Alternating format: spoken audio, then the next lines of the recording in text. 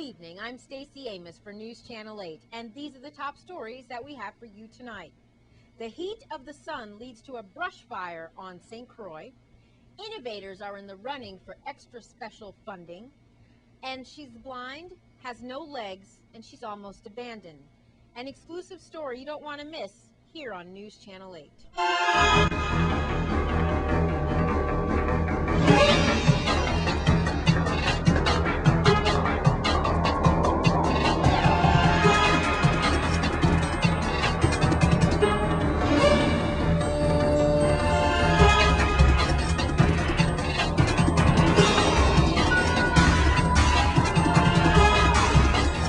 Our top story tonight, imagine being blind, a double amputee, and on dialysis. That might be difficult enough, but News Channel 8's Wes Small proves that it can get worse in this exclusive report.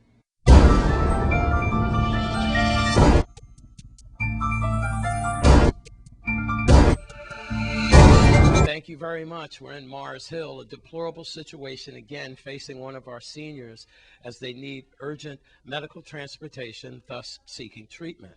Here with Steve Wilson, who is next to me. He is the owner of Wheel Coach Services, a very viable and necessary and critical entity to taking care of people in our territory.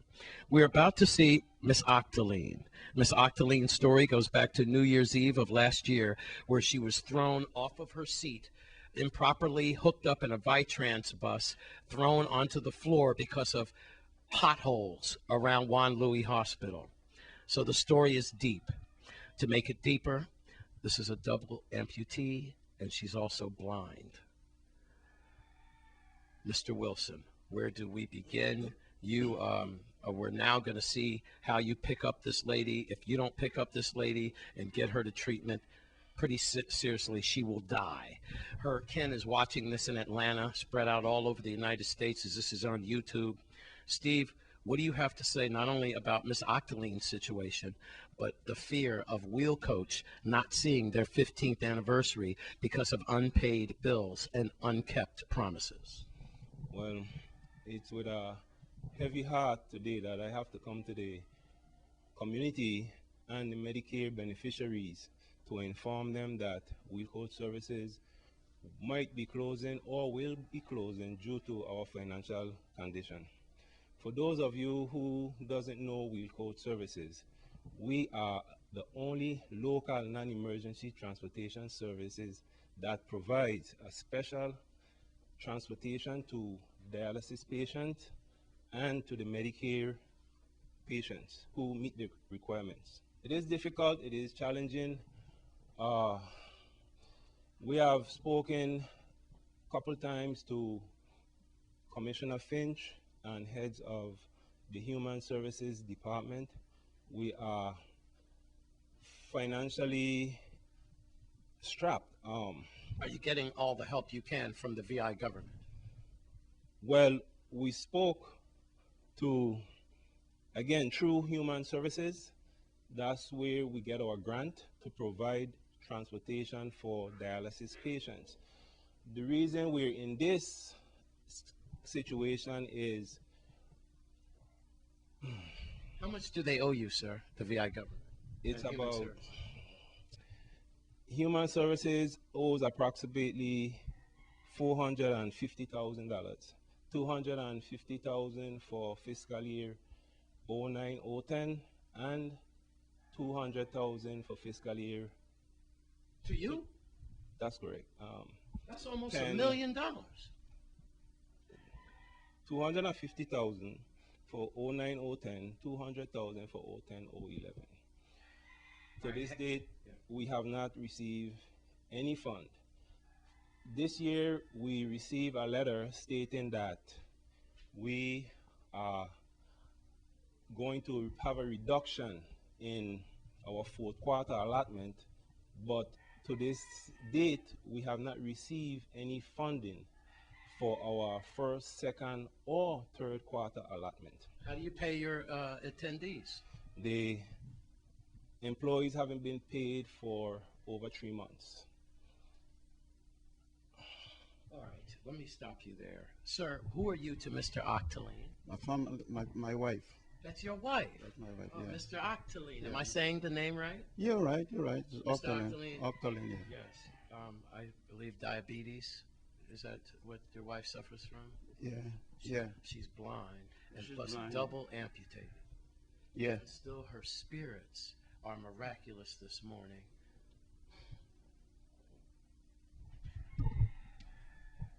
What do you have to say, not only about your lovely wife being, as she was jolted from potholes off that Vitrans bus? I wanted to do the story then, sir, Yeah, yeah. but the family stopped me. But now Yeah. here we are. What do you have to say about her condition and this man being owed almost $500,000? And this might be the last time he picks up your wife. It is not fair. It is not fair exactly for whosoever have to pay him don't want to pay. Well, now, let's go see Miss Octalien.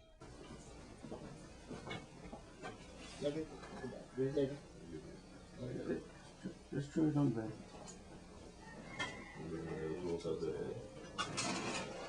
Okay, raise that one.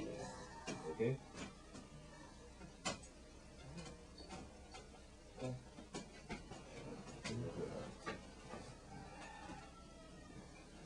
You'll come. Ready? 1, 2, 3.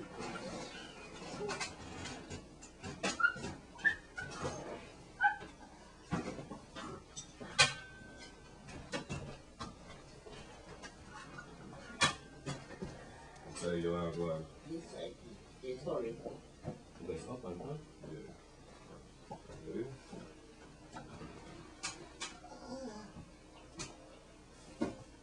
How you feel?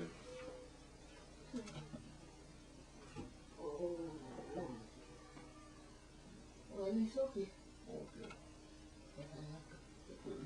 Well, now that you've met that lovely, courageous woman, Miss Octalien, it's just unbelievable.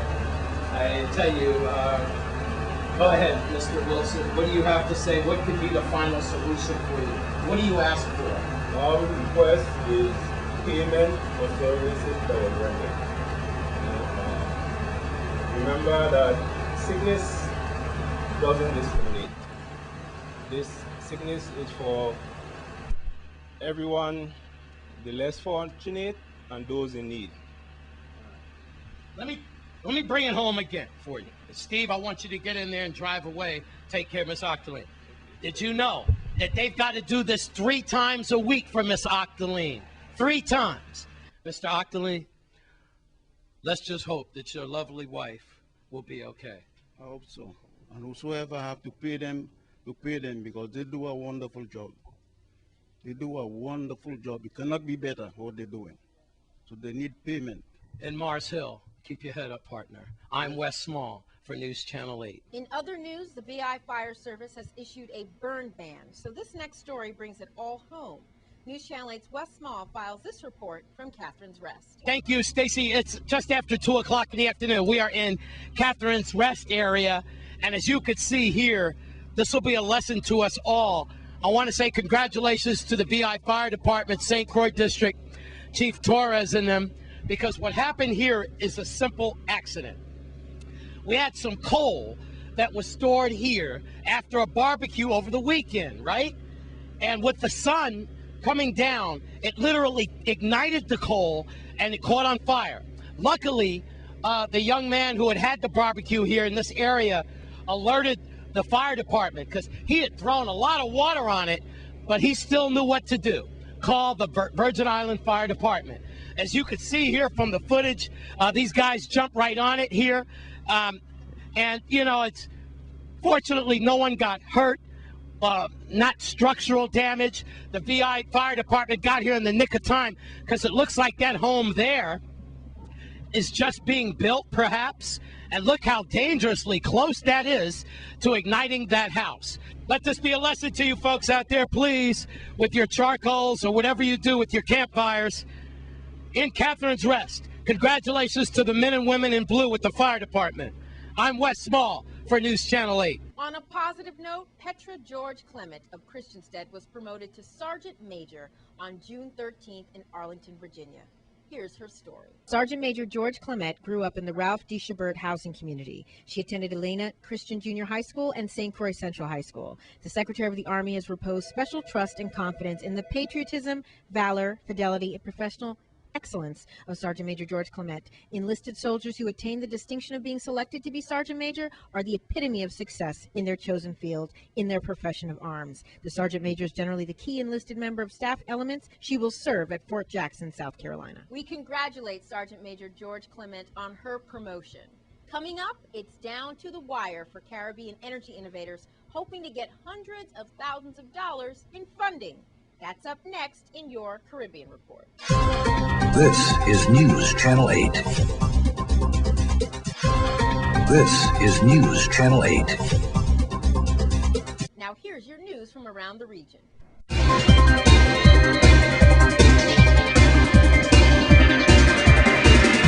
From Antigua and Barbuda, some 60 sexual assault cases against children have come before the Royal Police Force between January 12th and July 12th of this year.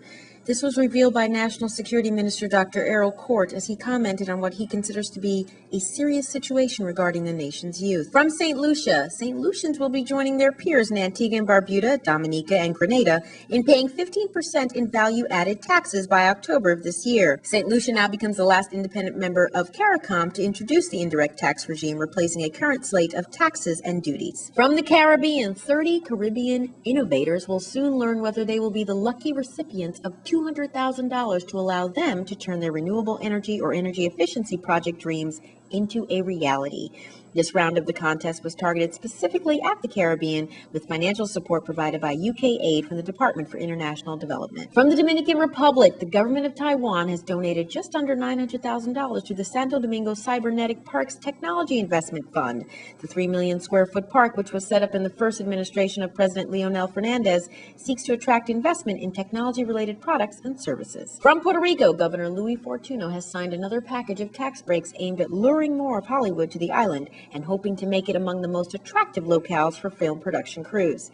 The incentives will provide film studio tax credits for money spent on non-resident actors, writers, directors, and other talent. Previous legislation already created tax credits for hiring Puerto Rican residents. From Trinidad and Tobago, the end of the Air Jamaica brand appears imminent as the CAA has instructed national carrier Caribbean Airlines to drop its Air Jamaica branding from its aircraft. Despite the acquisition of Air Jamaica's routes, Caribbean Airlines is not licensed to operate the two brands, although it has been doing so for over a year. From Puerto Rico, two consortia looking to expand holdings in the global aviation infrastructure submitted final competing offers to privatize Puerto Rico's main airport as soon as the year ends.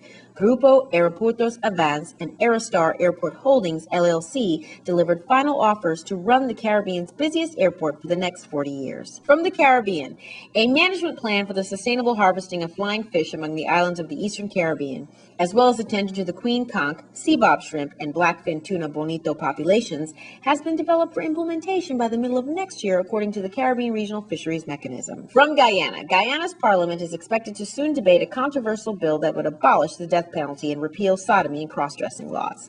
This news comes just days after Parliament approved a bill allowing unmarried couples living together the same inheritance rights as legally married couples. And in your cricket update, mystery off-spinner Sunil Narine weaved a web around New Zealand to once again deceive their batsmen as West Indies kept up their pressure to win the final one-day international in St. Kitts by 20 runs on Monday. And 19 youngsters from the Federation had the opportunity to spend time with some of the West Indies players recently and learn some of the tricks of the trade at the Digicel Cricket Experience held at Warner Park on the eve of the 4th Digicel ODI. They were taken through their paces by West Indies captain Darren Sammy, who was also joined by Kieran Pollard, Andrew Russell, Tino Best, Ravi Rampal, and the newest addition to the squad, Devon Thomas.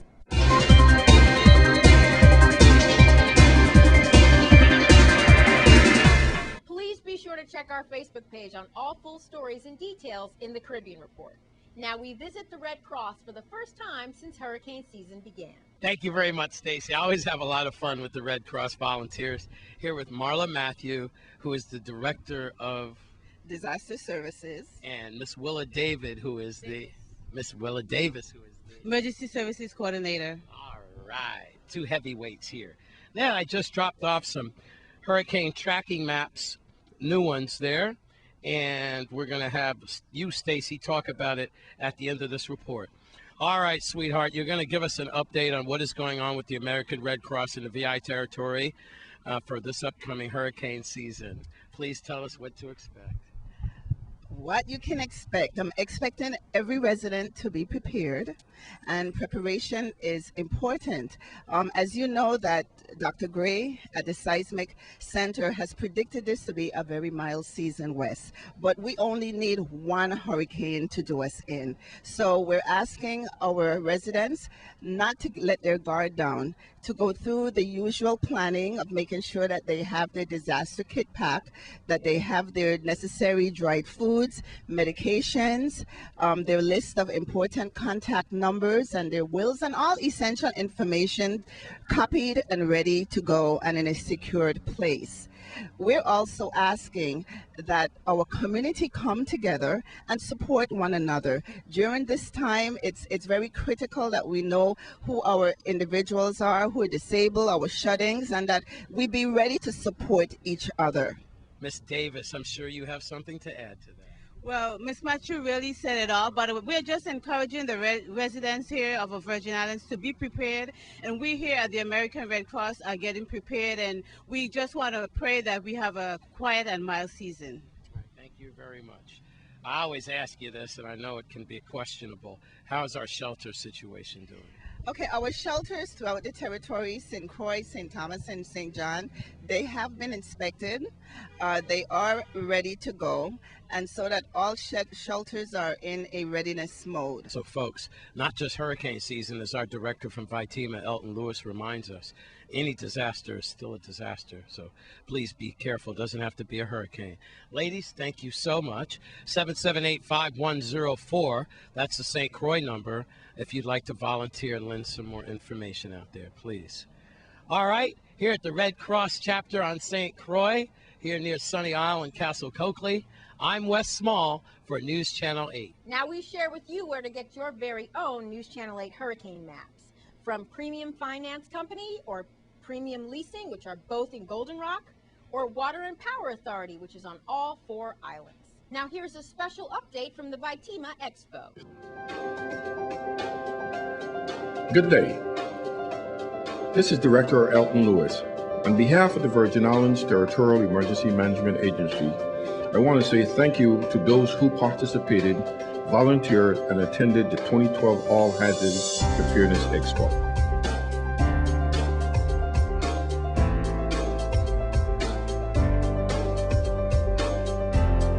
It is the goal of VITEMA for all of us in the territory to be prepared together and to be self-sufficient.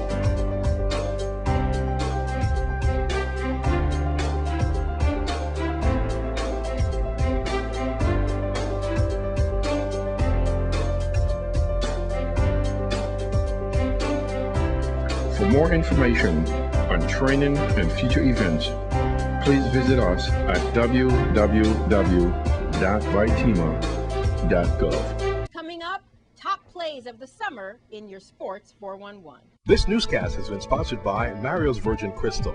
Let us save you the hassle of lugging those jugs around. Purified bottled water conveniently delivered to your home or office. Also available in your favorite grocery store. Call 773-2810. This is News Channel 8. This is News Channel 8. Now here's Stephen Koo Francis with your Sports 411.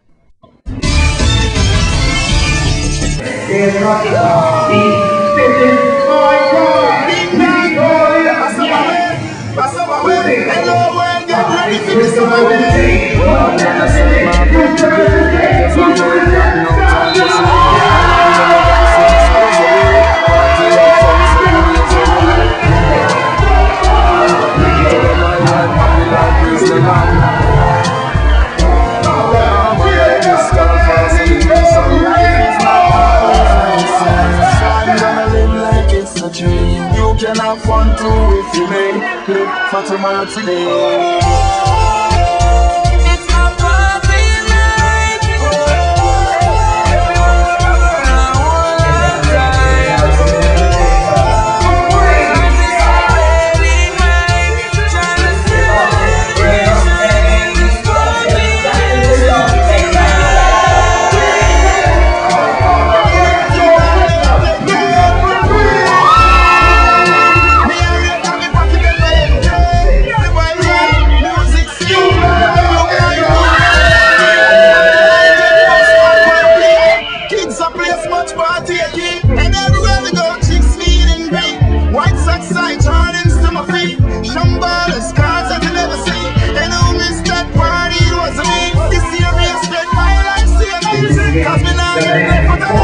broadcast.